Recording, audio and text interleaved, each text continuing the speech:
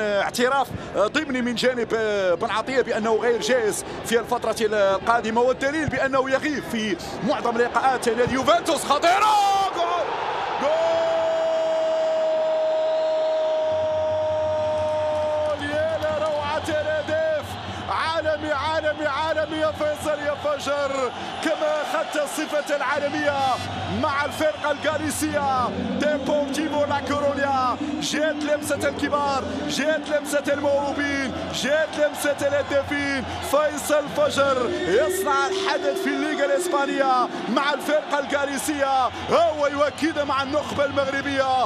الله على الهدف في الزاوية 90، نبيل ديرار، التمويه من يوسف انصيري بداخل القدم بباطن القدم. هدف ولا أروع من لاعب أكثر من رائع، هو لاعب فيصل فجر. حطيله في الزاوية الصعبة، حطيله في المكان الصعب.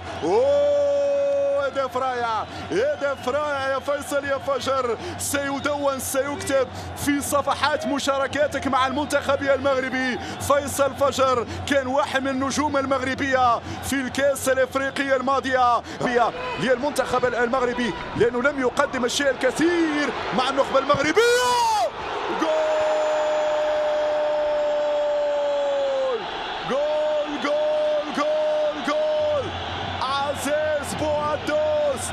عزيز بوادوس يصل المرمى أخيرا، ويونس بلندا يجيبني ويقول أنا حاضر.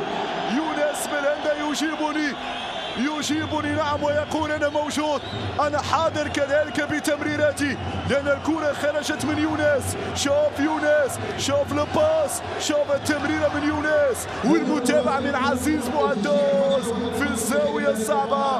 انطلقت معك يا فيصل، مرت على اللاعب يونس بلندا، يمينية قوية في الركن الأيمن، نعم في الدوزيام بوتو في القائمة الثاني. نعم يأتي الهدف الثاني للمنتخب المغربي، جملة تكتيكية من أروع ما يكون. انطلقت من فيصل، مرت بتمريرة مليمترية من جانب يونس بلندا، واللمسة الثالثة جاءت هنا من القادم من الدوري الألماني عزيز بوادوس.